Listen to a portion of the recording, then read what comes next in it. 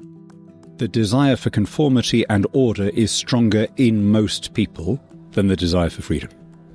But what you can do in an open society is teach people that freedom, although it may not come naturally to most people, produces better outcomes. It makes people richer, it makes people happier, and constraining your natural tendency to tell other people what to do is part of a trade-off that is worth making, because you're then allowed to do your thing, and we get more experimentation, we get more progress, we get more enterprise, etc.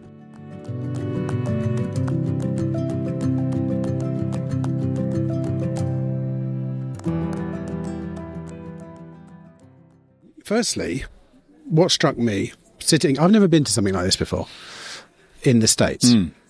And sitting there, I was quite jealous, actually, of what was going on here, because we don't have something like this back at home. The room feels good. There's good people talking about good ideas. And, it's pretty disappointing to think that there's nothing like that back in the UK. Am I wrong? Like that at all in the UK, right? Let alone having one in every county. I mean, there is not a state in the US where you don't have some equivalent to this. Isn't that extraordinary? Yes. I mean, imagine if we were doing this in Sheffield and in Bath and in Brighton. I think it's partly just that Americans are, according to all the statistics, much more likely to join things. Much more likely to. Your typical American is a member of many more campaigns, churches, political lobby groups, community organisations than your average Canadian. Let alone a European. But I mean, even at a deeper level, talking about these kind of things, I know America's, it's in its DNA, freedom, liberty, this kind of stuff.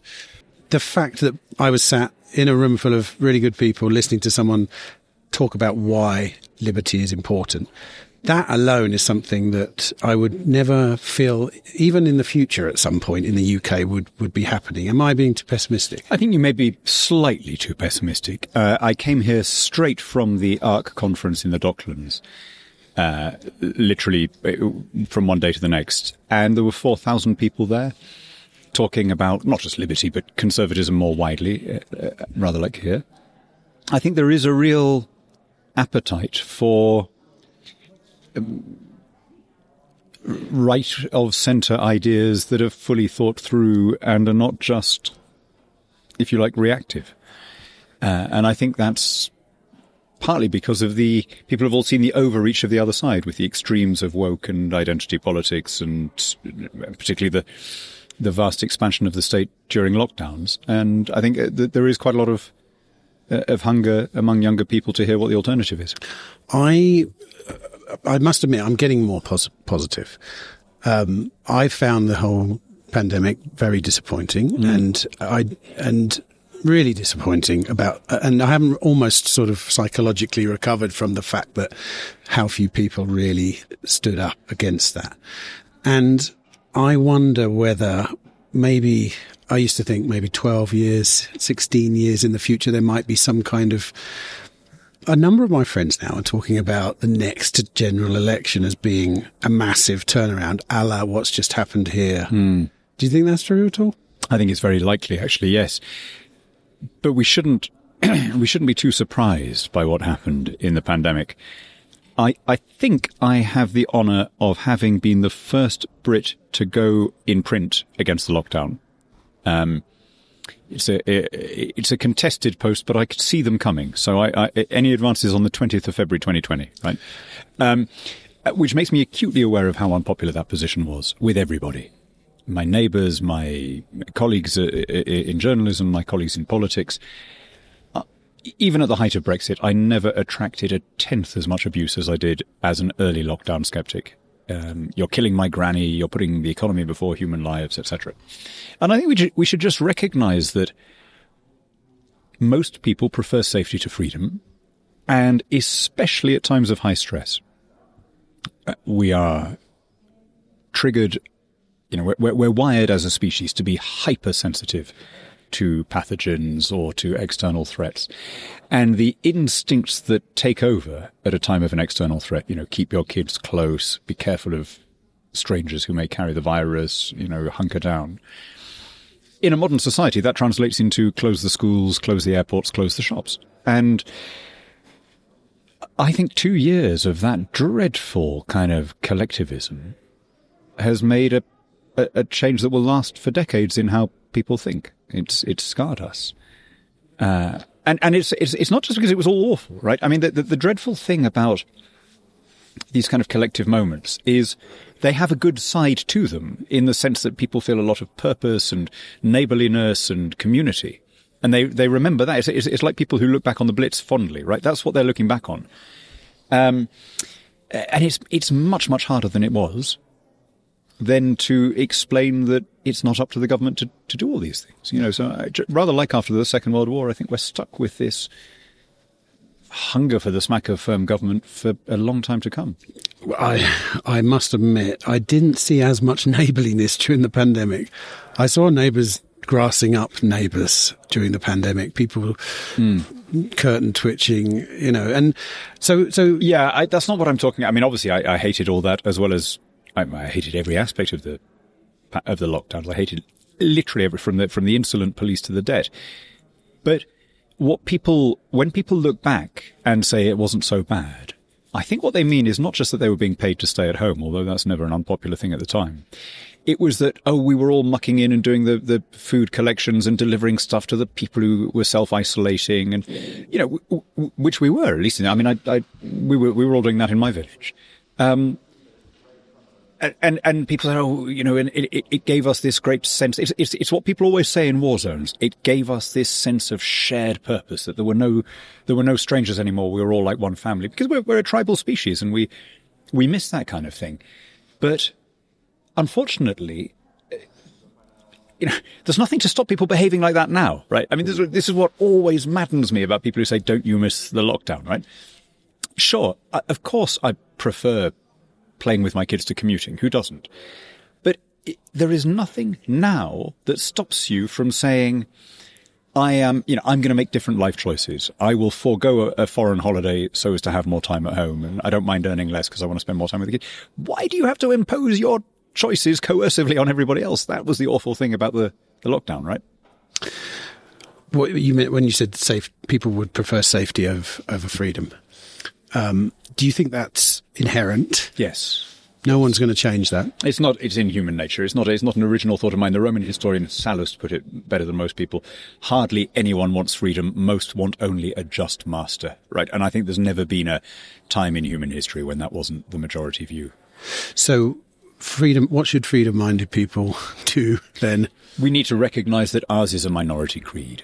We need to recognise that what we are arguing is counterintuitive. We evolved in kin groups. We evolved in something much more like a troop of chimpanzees than a modern advanced contract-based society.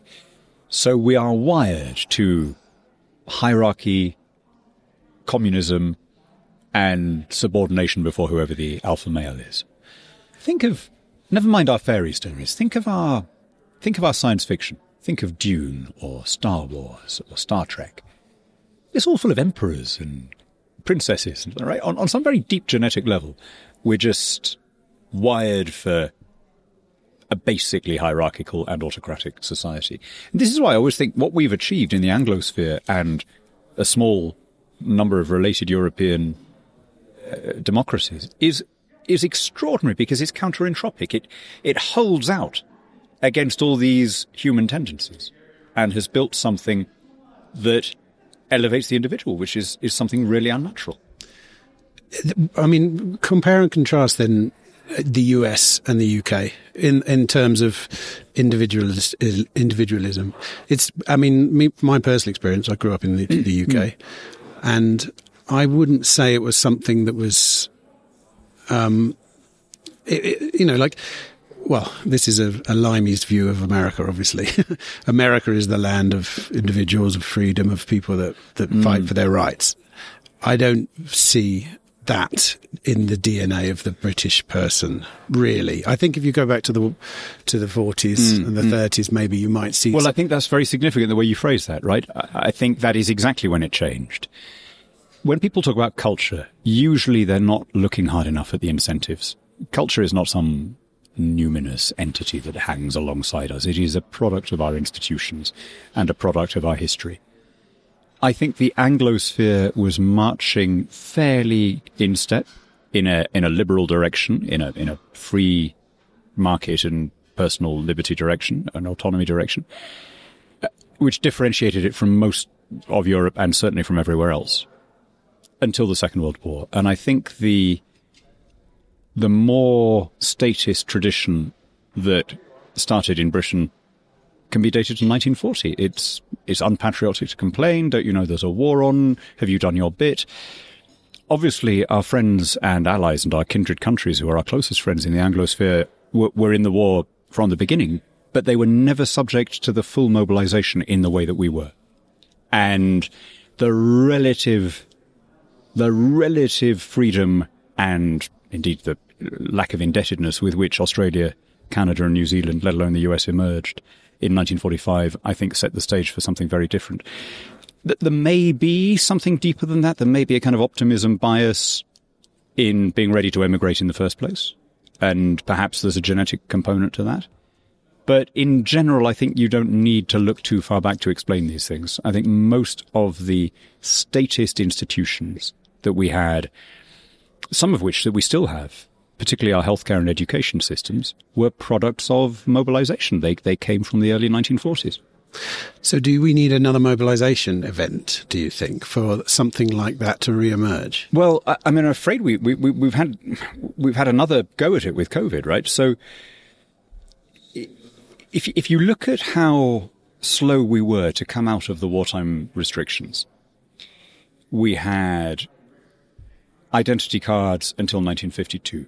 We had food rationing until 1954. We had full conscription until 1960. It turns out that the government is much slower to give back the powers that it has seized on a supposedly emergency basis. And when you look at the economic controls that were put in after 1940, I don't think we really got rid of them until the Thatcher reforms.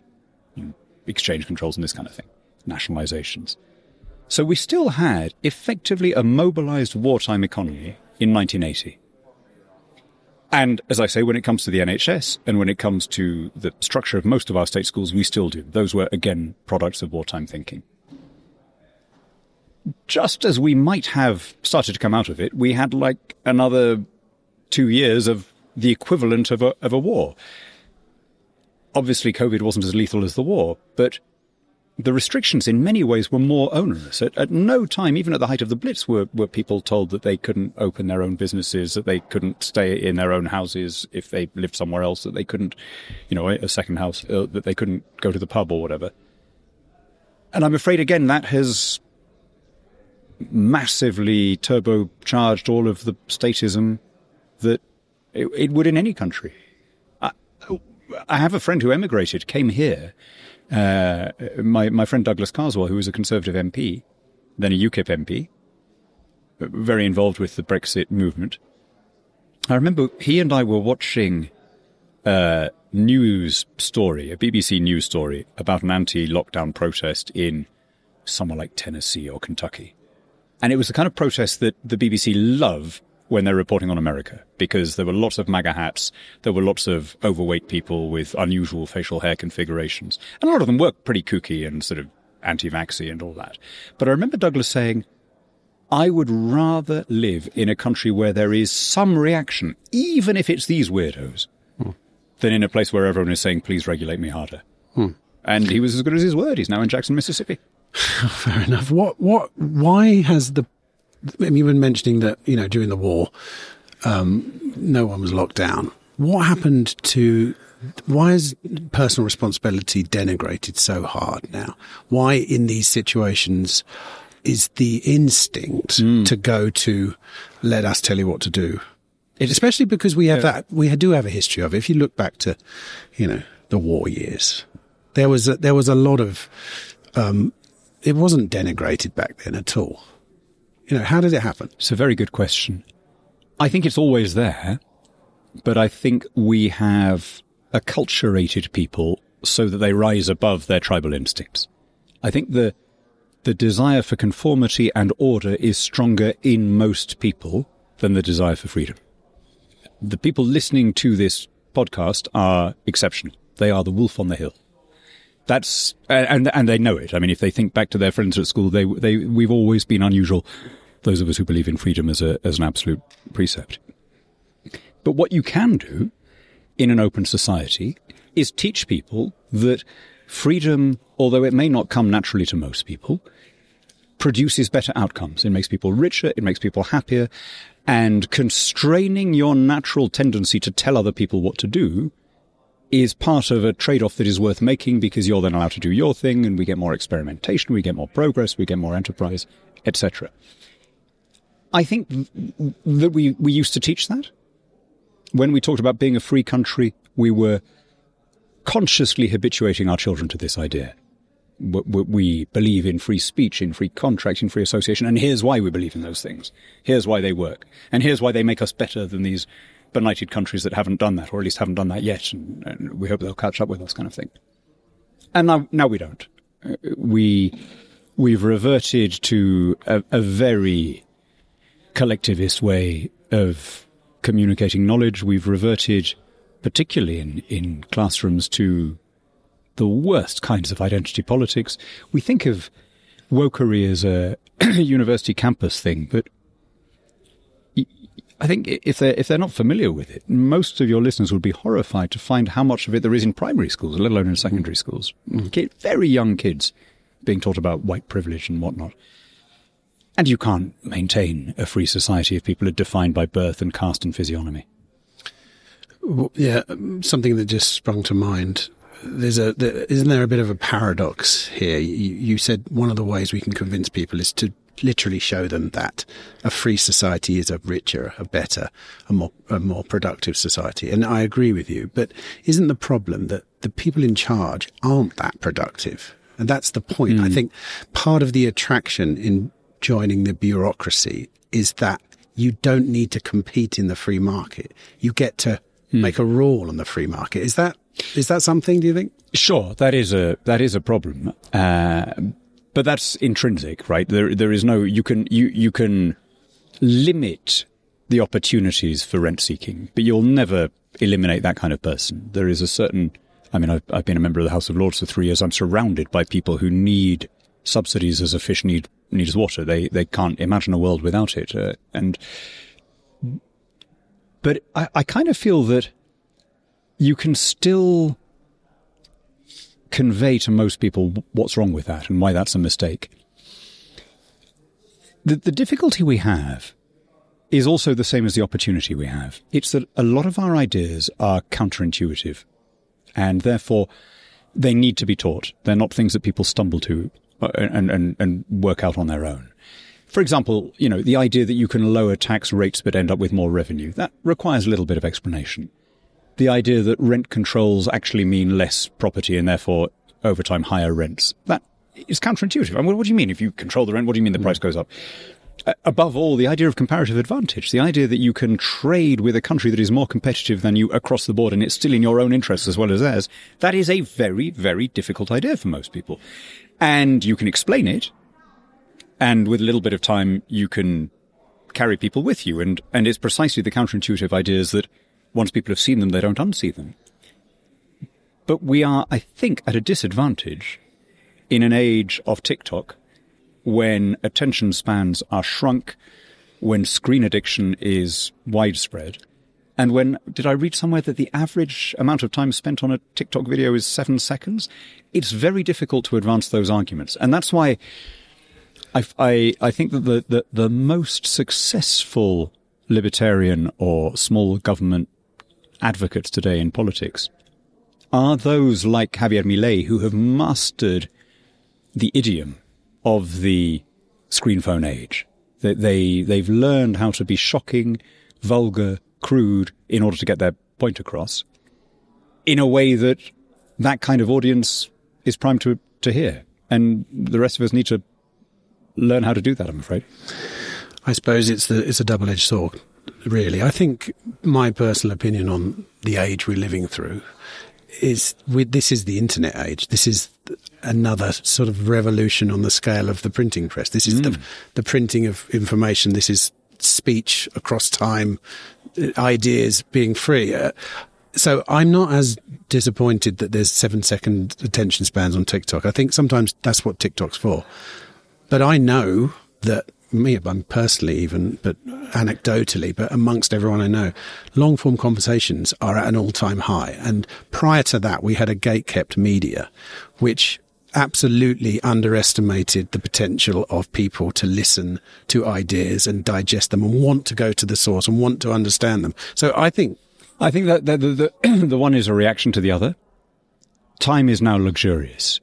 I noticed that when the internet came in and everything seemed to speed up, that was when book clubs suddenly got going, when all of our wives suddenly started joining these book clubs. Because suddenly reading a book was a luxurious thing to do, because you were making yourself step away from the screen and take your time to do something and then talk about it with your friends. And I think the long-form conversation is the same. It's an indulgence that is all the more valued now because we live in this age of instant gratification and screen addiction. Don't get me wrong, of course it is much better than having the gate-kept media and the dishonesty that was intrinsic in that. I just think we need to be aware of what the challenges are and how we manage them and how we steer a course. I've been quite persuaded by what Jonathan Haidt says about the impact of smartphone addiction on children. I think we can see that all around us. It has made us stupider. And nothing else quite fits the timeline.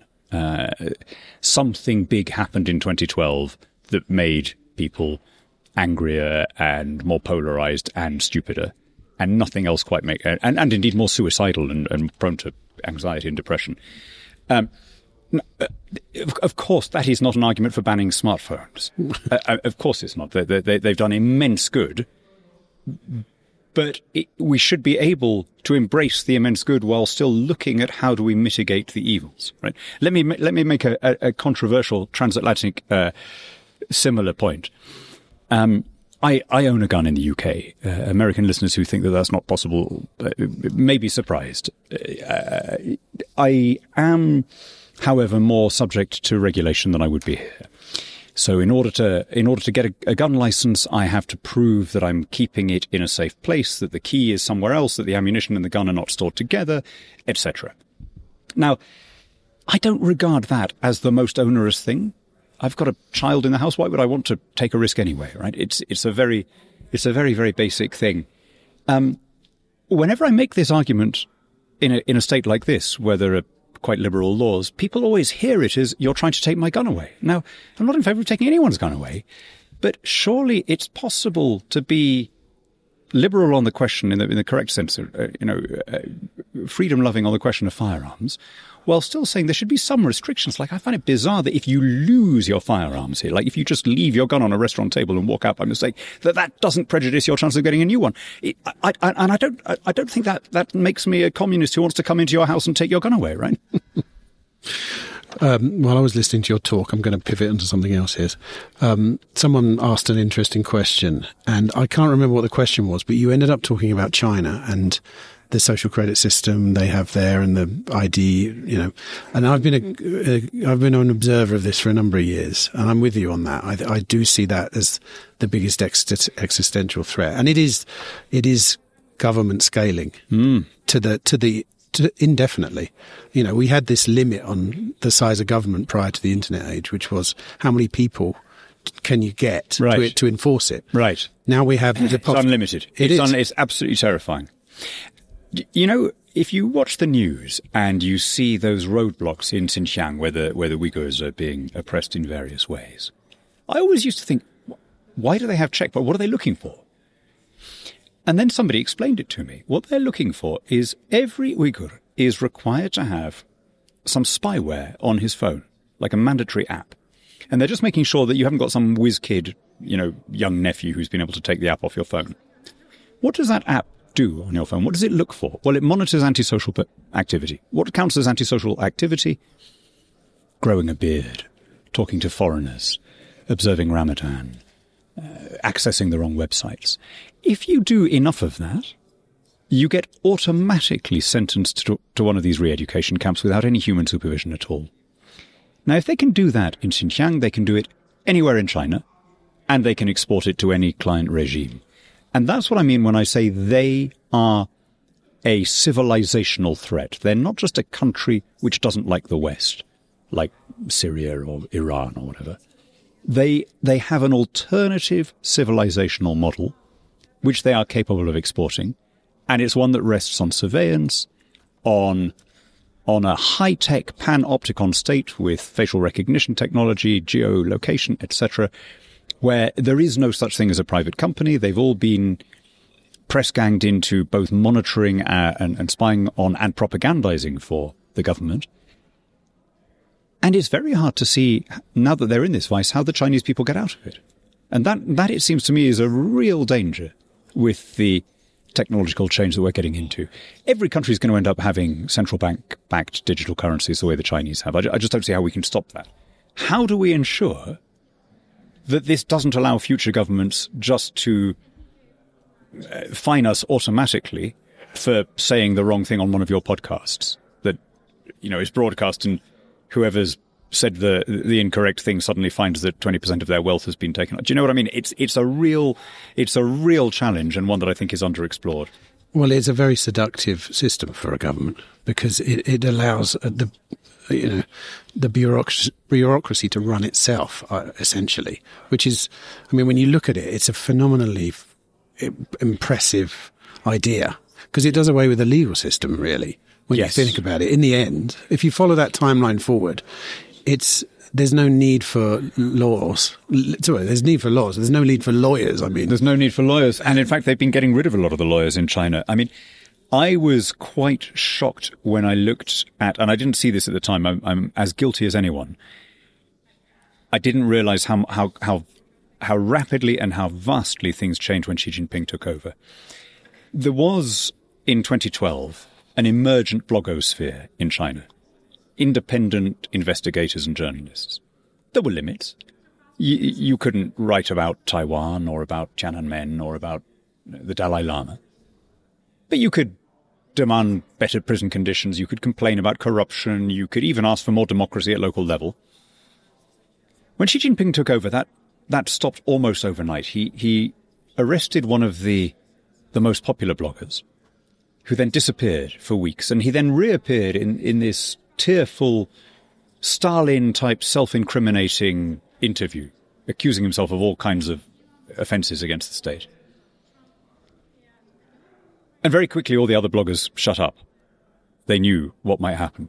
And then the axe fell. The Supreme Court said, if you spread an unhelpful rumour online, if it's viewed more than 500 times or shared more than 50 times, you can get up to 3 years in a labour camp. And that was it. Bloggers all disappeared. Then the lawyers who defended the bloggers started disappearing. Then the lawyers who defended the lawyers started being arrested, and then everyone got the message. And it's, I blush when I look at what I was writing in my columns as recently as 2016, saying, there's a power struggle in China, there are still reformers and so on. I'd completely missed how thoroughly this had happened. And I see this as a challenge that will determine whether our children grow up in freedom or whether they grow up in the kind of autocratic societies that were normal for the last 10,000 years until an eye blink ago. I wonder whether there isn't... Everyone has a line in the sand, don't they? I know, and British people have...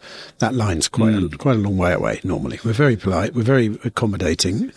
But I do wonder whether, when you look at other communist-style systems... In the end, they've sort of collapsed under the weight of themselves. And it's normally people getting absolutely sick of what's going on. And, I think obviously China is ahead of the game here, and there's a lot of people there. And who knows what's going on there as well. It's not like we can read the local newspaper and find out. Right. So it could be absolutely anything. But you mentioned unhelpful rumours getting time. I've watched in Germany in the last few days. Was it 60 Minutes, or someone did a piece talking to some German lawyers. Is it a crime to do X, Y, Z? Right. And it was. Yeah. I mean, it's the same. That's what J.D. Vance was saying. Exactly. Exactly, yeah. It's pretty much the same thing. So, like, I would say it's an inevitability that we end up with this kind of digital system. Yes. So Marxism is such an obviously useless system that it tends not to last. But I don't think the Chinese Communist Party is Marxist at all. It does, however, remain hideously Leninist. It is a great believer in the dictatorship of the party. And that, I think, is a very natural condition for human societies outside the West, and indeed in the West until very, very recently. If you look at any of the surviving Marxist-Leninist states, I mean, North Korea, say, North Korea would be immediately recognizable in its political structures to an Iron Age emperor. You have a guy on top with his family and his cronies, and they enjoy palaces and harems, and everyone else lives in penury. That was the normal pattern for all of our ancestors from the discovery of agriculture until about the 17th century, and later in most of the world. So this has always been my fear. I've always felt that the freedoms we take for granted are much more contingent and fragile than we realize. And when I see China with its social credit system, its automatic surveillance of people, and the willingness of the Chinese to put up with it. There's a wonderful book called "You Have Been Harmonized" by a China hand called Kai Strittmayer, and he reveals that there was a moment when some students from Peking University were in, I forget which one, I think UPenn or some Western university. And as an experiment, they sort of dangled in front of them when they were online were various links to websites that would have told them the truth about things which were censored in China. What really happened in Tiananmen Square? Who is this Dalai Lama figure? Why do people take him seriously? What is the nature of Taiwan's claim? And they wouldn't click on it. So there were no censors there were no firewalls. They knew that they were in the US, but they had been so brainwashed, a word of Chinese origin, by the way. They'd been so brainwashed into thinking that all of this was evil Western propaganda that they didn't need the constraint there anymore. And that's when I get nervous. I think there's a very famous experiment with primates, isn't there? They have them in a cage. The top of the cage is electrified. They learn to not touch the top of the cage. And then they take away the top of the cage and they stay there. I think that's been the modus operandi for 10,000 years. Yes. For 10,000 years, Gilgamesh would have recognized it. So you don't think that, so you think the libertarian or the liberty-minded person has always been in the minority? Yes. And will always be in the minority. And, so where do we position ourselves? Well, so look at how, despite being in minorities, look at, if you like, where we've managed to persuade enough people of our way of doing things. And I think that happened overwhelmingly in English-speaking societies. First in England, and a little bit in Holland, and then it was taken further in the US. And I think that was a question of getting the institutions and the structures right. I think there are as always, there's an element of luck in this. I wouldn't underestimate the importance of island geography. England, as the hegemonic power in Great Britain, and then especially as Great Britain, never really needed a standing army. Its defence rested on the Navy. The Navy is quite a poor instrument of internal repression. So when English and then British kings needed money, they couldn't tyrannize people in the way that they could if they'd had armed troops at their backs. They had to ask nicely through a parliament. But the real institutional advantage that I think England had and the rest of the Anglosphere then inherited was the common law, this amazing, miraculous system where the law does not come down from the government, but is the property of the population. And each case serves as the beginning of the next one. And it's a really extraordinary system if you stand back and think about it. If you were trying to design a legal system, you'd come up with something much more like the European civil law system or the Roman law system, Bonapartist system, right? You'd say you write down the law and then you apply it to particular cases. you would not have one that grows like a coral in this completely unplanned and unregulated way. And yet that beautiful, miraculous accident has, I think, allowed us to develop a politically libertarian climate in a way that other places haven't. But like I say, all of this is really about teaching people things that don't come naturally. And when we stop doing that, as I fear we have,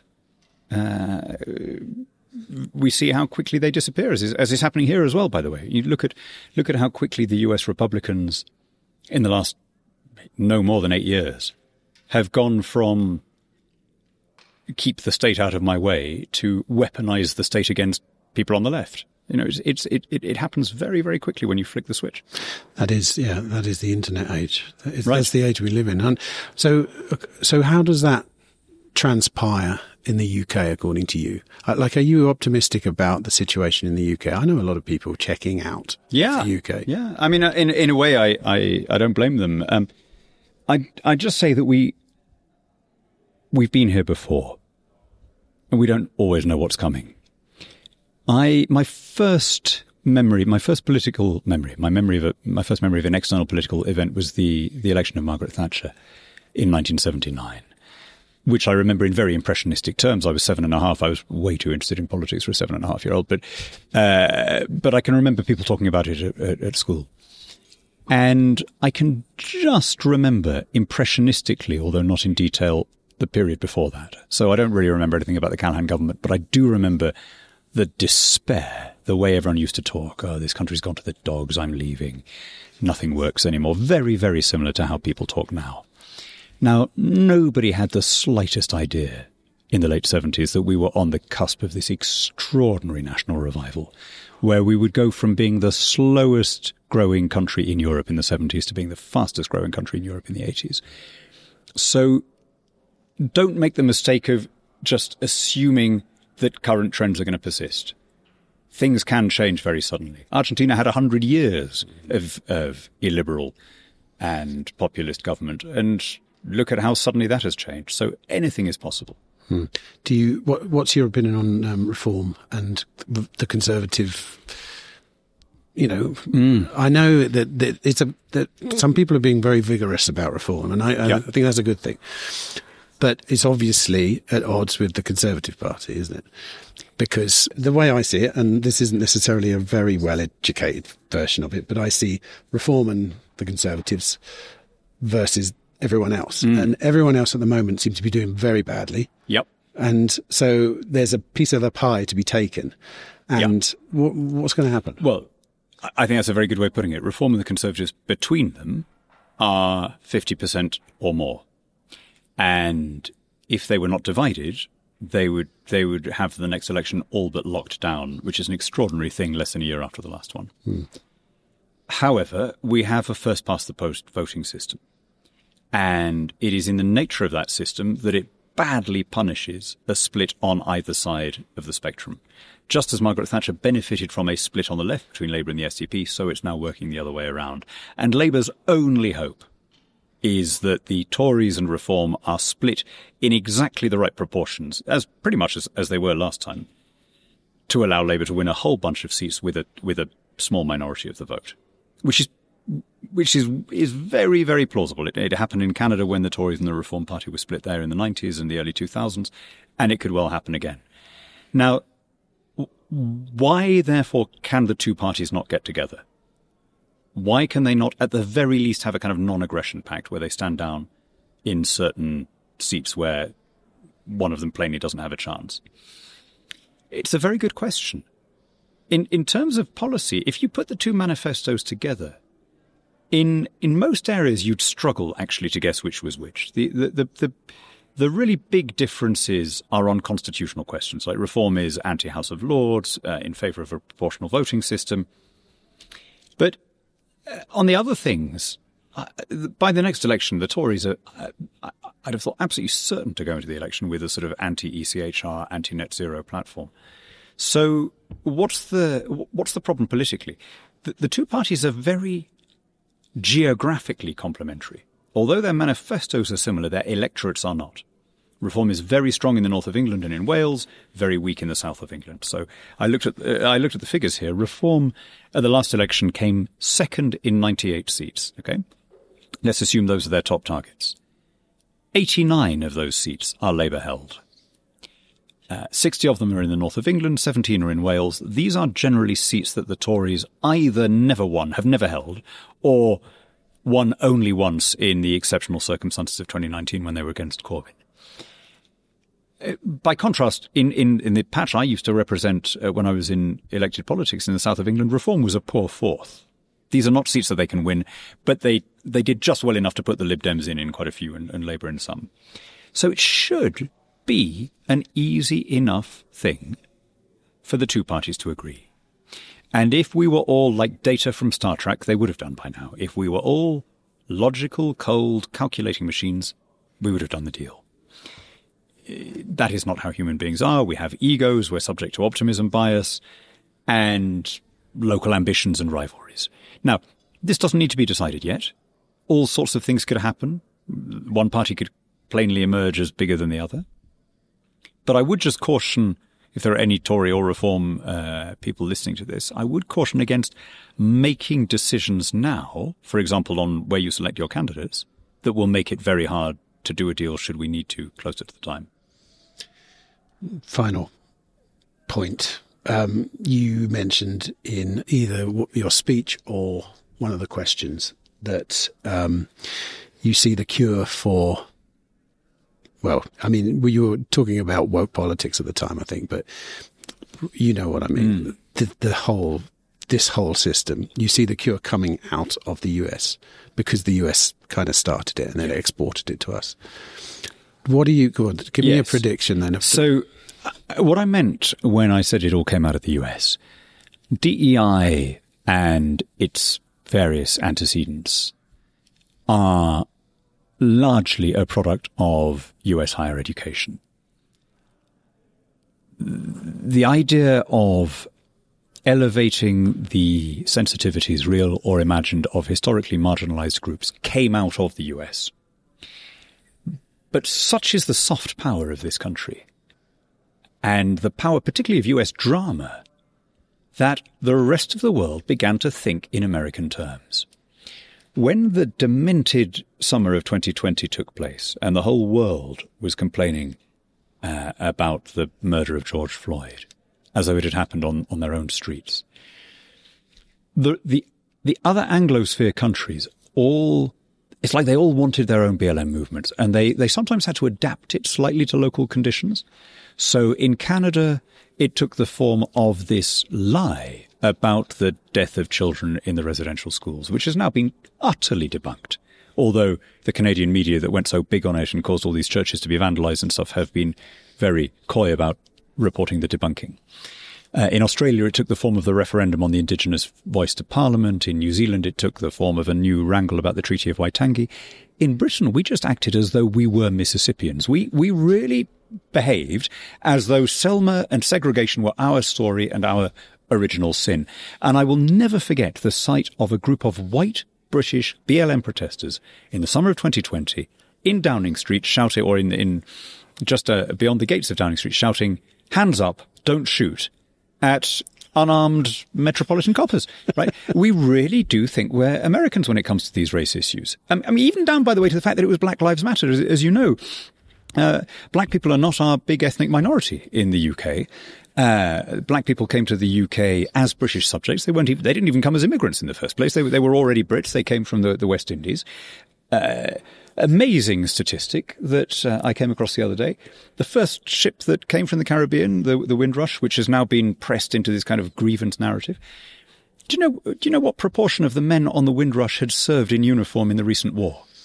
Was it almost all of them? 100%. Right. Yeah. So the idea, I mean, the idea that this was, this determination to see it all in kind of decolonized terms would have been unrecognizable to those guys who had, volunteered. There was no conscription in the West Indies. They'd volunteered to serve, and they were coming back to the country, which they just, most of them had been in the RAF on various ground crews.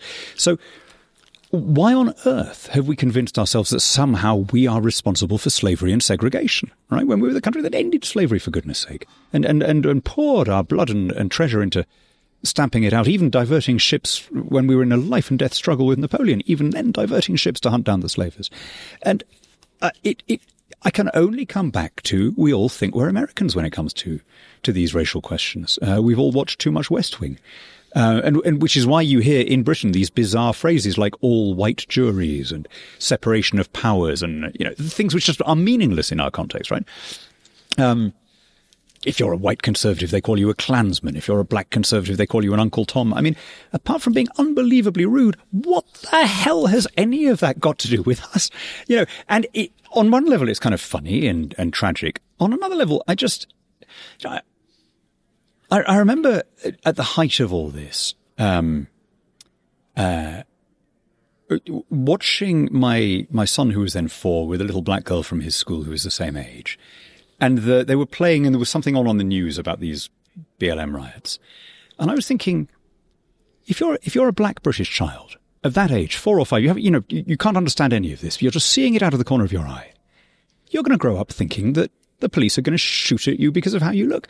I mean, has anyone thought of if you were trying to cause anxiety and depression in people, give them a lifetime of mental health? This is how you do it, isn't it? Right, from day one. But of course, because the whole BLM message was aimed at guilty white people and black people were treated as walk-on props without agency, no one was thinking about that. And it is the most tragic thing that we've imported all these problems. So that is all a lengthy way of saying if the infection came from the US, the antidote is going to come from the US. The US was first in and has been, or looks like being first out of this madness.